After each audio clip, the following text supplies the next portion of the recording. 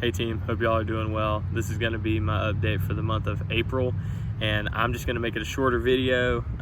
It's going to be something that includes a personal thing that's going on in my life and also something that's ministry related. So starting with personal, we had a men's gathering. This was my first ever one attending at Mercy, and this was a really cool time where I got to gather with other men of different age groups, of different life stages. So you had dads, you had empty nesters, you had single guys, you had teens, from all different backgrounds, all different cultures, and it was awesome because the room was just filled with a bunch of different men that I may not normally see and work near on a normal Sunday or just normal throughout the week.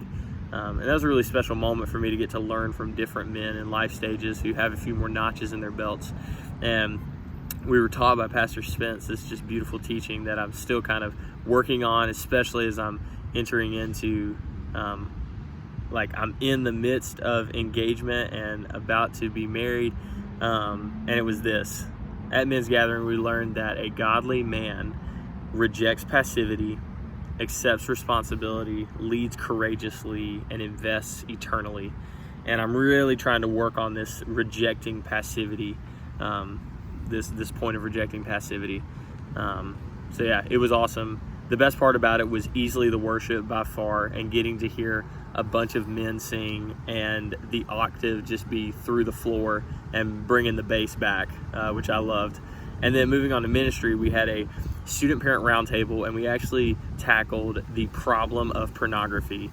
And I realized that that may be a scary subject, maybe a touchy subject for some of my listeners, but I just want to let y'all know that this was a beautiful night that the Lord really, really moved in.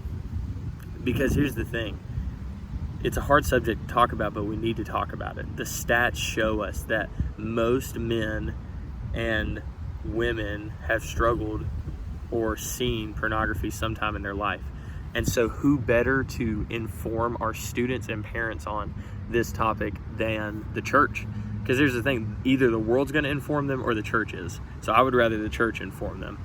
And it was just a beautiful night where the conversation was started. Again, we weren't trying to finish it, we were trying to start it. And I've been telling people that this is a tsunami moment, where this was the earthquake. And I'm hoping that years down the road, the tsunami will come and it will just break chains, break bondage of pornography. In our students, in our parents, in future marriages, all these things. And the thing I just want to encourage y'all with, as parents, as future parents, as just people who are fighting to honor God in everyday life, is that starting the conversation with the next generation is worth it, because generational sin can be destroyed.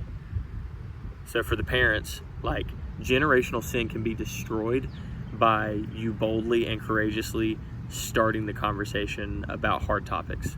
For those of y'all that aren't parents, with your friends, generational sin can be destroyed by starting the conversation, by praying, by being a safe space for someone, by not freaking out when they share really hard things.